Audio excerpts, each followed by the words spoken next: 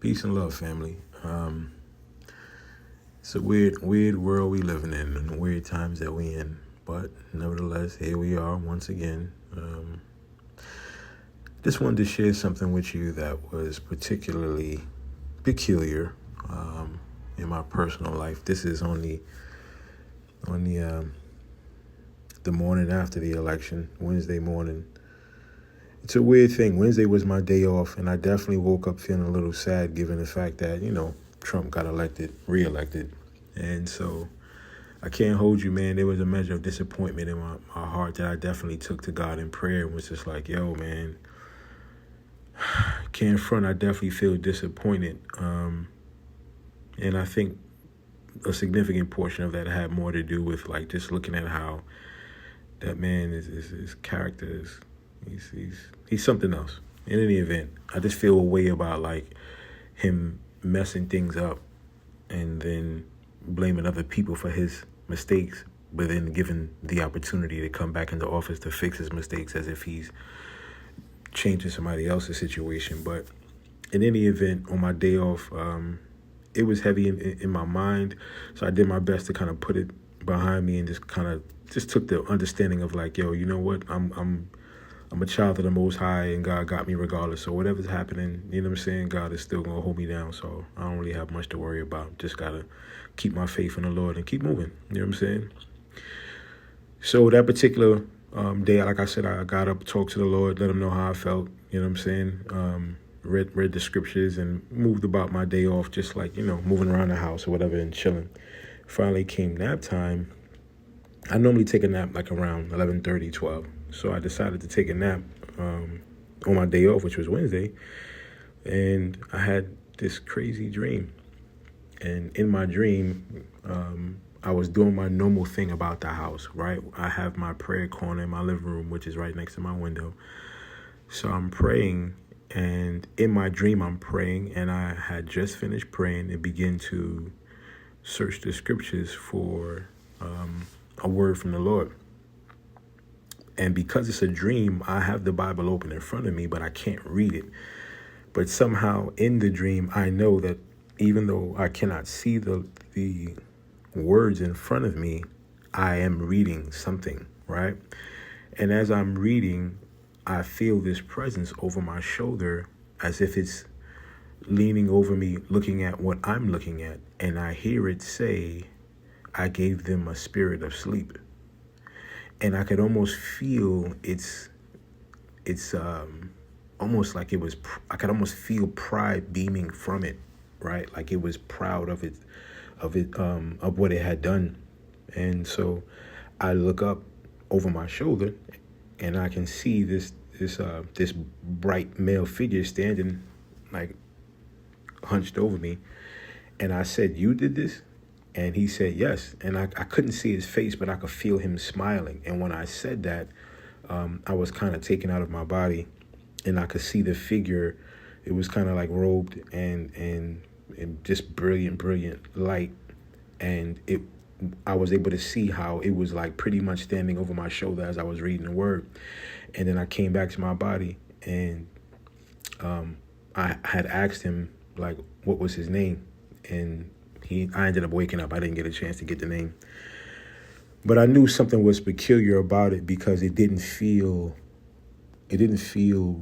good. It felt malicious, but not necessarily directly harmful, right? Like it felt like it was almost like a deceiving spirit. It was like it felt like it was a spirit that whose specialty was in the area of deception. And so when I woke up, I remember thinking to myself, a spirit of sleep. That was particularly odd. Like I had never heard that term, you know what I'm saying? And I kept thinking about it all day Wednesday, like, yo, spirit of sleep. Damn, that's kind of crazy. Never heard that before. As God would have it, I'm sitting home yesterday evening and I'm scrolling through YouTube and I come across this older preacher. And he basically, it was a YouTube reel, and he basically was saying in his reel, like, have you ever noticed that when you watch TV, when you stay up watch TV, you can stay up late all hours of the night and watch TV with no problem, but the minute you go to read your Bible, you become like sleepy. And so he basically was like, yo, that's not natural. There's no coincidence there. You know what I'm saying? And he began to say how demons will put you to sleep because they don't want you reading the word or doing anything spiritually that's going to make you grow, whatever the case may be. And he began to say there is a spirit of slumber. I was like, wow, spirit of slumber. And so he says it's mentioned in the Old Testament and the New Testament. So I said, let me go take a look and see what the scriptures say regarding this, because I had never heard of this. You know what I'm saying? And specifically in my dream, the spirit said I gave them a spirit of sleep. And so here's this man of God mentioning how there is a spirit of slumber in the word. So I said, let me go, search the scriptures and see what it has to say in regards to this spirit of slumber. And so what I found is Isaiah chapter 29, verses 9 through 10. I'm going to read them real quick. This is the New King James Version. It says, pause and wonder. Blind yourselves and be blind. They are drunk, but not with wine. They stagger, but not with intoxicating drink. For the Lord has poured out on you the spirit of deep sleep and has closed your eyes, namely the prophets, and he has covered your heads, namely the seers. Man, I also found it in the New Testament, and this was Romans 11, verses 7 and 8. What then? Israel hath not obtained that which he seeketh for, but the election hath obtained it, and the rest were blinded. According as it is written, God hath given them the spirit of slumber, eyes that they should not see, and ears that they should not hear, unto this day. So I'm just like, man, and I definitely see it in here twice. I mean, it's initially written in Isaiah, and it is reiterated in Romans, that same verse in Isaiah. So I was just like, that's kind of ill. Like, man, I didn't realize that this was a thing. And apparently this is what God had done to his children Israel for their disobedience, like their continual disobedience. This was God's judgment of like, paraphrasing, of course, but if you choose to be obstinate and dumb, deaf, and blind, then I will intentionally give you over to your blindness. I will, in a sense, confirm your behavior through your willful ignorance and intentionally prevent you from being able to see and prevent you from being able to hear what I'm trying to say and do in this land and in this people. And so I thought it was particularly odd that this spirit had mentioned that to me in my dream, especially on the heels of this election, because my biggest thing, when I was thinking about this was like, how do people vote for this man when this man has proven himself to be a liar, a cheat, a con man of sorts, and he is effectively a convicted felon at this point. You know what I'm saying? I even seen, and not to make it about race, but I even seen something about like when I was watching coverage of the election, that he had risen amongst the white voters who didn't have a college education. And I was talking with my kid's mother and her husband last night, and we were discussing how, how much this man does not care about people, yet was able to rally people behind him. I mean, some of his strongest supporters were the Latino vote, after this man allowed someone at his convention to call Puerto Rico a big island of trash. You know what I'm saying? So it was crazy to us. And her husband was mentioning that he had a conversation with a coworker who is Latino, and he voted because he was concerned about the migrant crisis. And so there's just so many aspects of conversation that the three of us were having that put us in a situation where we just could not understand and could not see, how do you as a Latino vote for a man who is supposedly working on the migrant conflict by pushing everyone out and causing such division amongst family? We all have our opinions concerning it, but why am I bringing it up? I'm bringing it up because it's the manner about which he proposes to handle conflict. Everything is all about his way, and there isn't necessarily anything unifying about that for all of us. So it just blew my mind that this country would stand behind a man who would appear to be so self-centered and wicked in his desires and goals and aspirations, especially if they don't center around him, and how vengeful he is. Like he's using the office, and he said it from jump that he was going to use the office to get back at the people that he had issues with, or whatever the case may be.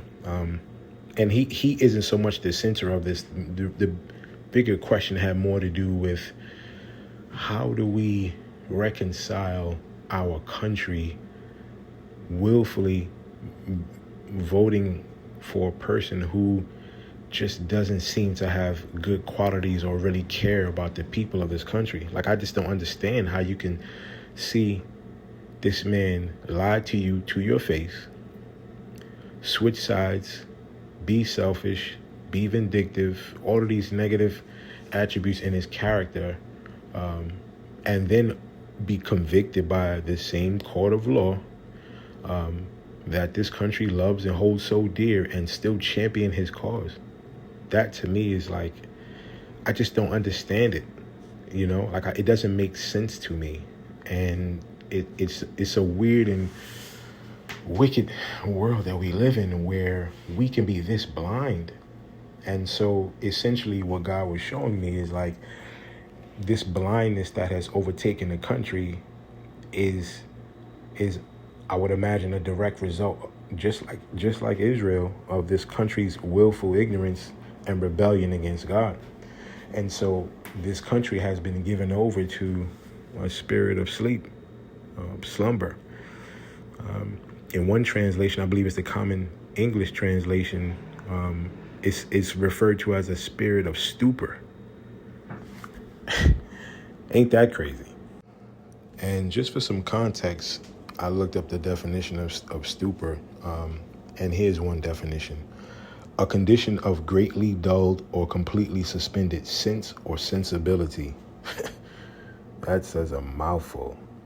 Like, this nation has been struck by an ailment which intentionally blinds and dulls the senses, or our overall general sensibility. And now I'm just like, oh, I totally get it. Like, so it's like we've been blinded by our own ignorance and willful ignorance because of how we've chosen to love ourselves more than we've loved God, love ourselves and our own rules, our own desires more than when we have loved the Lord. And that just for years it has been a thing. And clearly we have been given over to our own devices, you know what I'm saying, as a nation. And so it just was just disappointing to see. There's something bigger happening, and I think the election is just a reflection of like where we are spiritually. I think the election is a direct reflection of how lawless we have become from a spiritual perspective, and how much we need the Lord at this point in time. I think this is a moment in time where those of us who profess to be lovers of Christ need to really be serious about our walk and our faith in God. And I think there is a challenge. I think there is a challenge for those of us, and I feel like this election is going to put us in a position where we will have no choice but to really dig in our word and hold close to God for protection, as well as growth and development. And that's what we should be doing anyway, but even more so now for those of us who are believers, you know what I'm saying? And throughout all of this, I was perusing the socials, and one of the people that I actually follow had posted a verse, and I'm going to read it. It's 2 Timothy chapter 3, verses 1 through 5. This is the Common English version. It says, "You can be certain in the last days there will be some very hard times. People will love only themselves and money. They will be proud, stuck up, rude, and disobedient to their parents. They will also be ungrateful, godless, heartless, and hateful. Their words will be cruel, and they will have no self-control or pity. These people will hate everything good. They will be sneaky, reckless, and puffed up with pride. Instead of loving God, they will love pleasure. Even though they will make a show of being religious, their religion won't be real. Don't have anything to do with such people. So in a sense, family, I think that sums up pretty much the times that we're in. Just that verse of those 5 verses in 2 Timothy chapter 3, verse 1 through 5 kind of sums up the nature of the people who think like this, who would endorse this foolishness. And now we see why they endorse it. We see that spirit of sleep that has been cast across the nation has yielded this measure of fruit, where it defines people as only loving themselves and their money. So many people were voting for Trump because they were more concerned about finance than they were about integrity. I mean, it says that they are proud and stuck up and rude. And I not to categorize all, because not all Trump followers are that way, but that's how he is. He's stuck up and he's rude. And he's godless and heartless and hateful and cruel. And have no self-control or pity. That's in the word. That's what the scriptures is teaching us about people who are this way. And it's like, bruh, it's almost overwhelming to read and see that that's actually a thing. But here we are. And the scriptures share with us that we should have nothing to do with those such people. It's not about discrimination. It's about not being corrupted. The scriptures also teach us that bad company corrupts good character. And so there's a reason why we are not supposed to be around people like that, or not associate. The Bible also says a little leaven leavens a whole loaf. That's yeast in common terms. So a little bit of yeast makes a whole dough rise. That means if we are good people, will we allow bad things, a little bit of bad things into our character, into our nature, in our circumference rather, it will have a direct impact on our character and nature. This is why we are encouraged to refrain from being around a certain group of people. We are encouraged to not become beholden to those individuals who don't share the same spiritual space and place with us, because they do eventually have an impact on who we are and our morals and how we see things. And the fact that Trump can come along and romanticize this country with fluffy words, get convicted of crimes, have several allegations set against him, lose in court, defended himself against these allegations, and still be supported, that it's pure wickedness to even be able to see that. So I just want you guys to be careful about how you're moving out here. Guard your heart, guard your mind, protect your soul, protect your spirit in Jesus. Stay prayed up, fast as you need to, man. Like this is it's bigger than just like a presidential race. This is a spiritual race. Bruh, we in some wicked times. So I hope this finds you in good health. I hope this helps. Peace.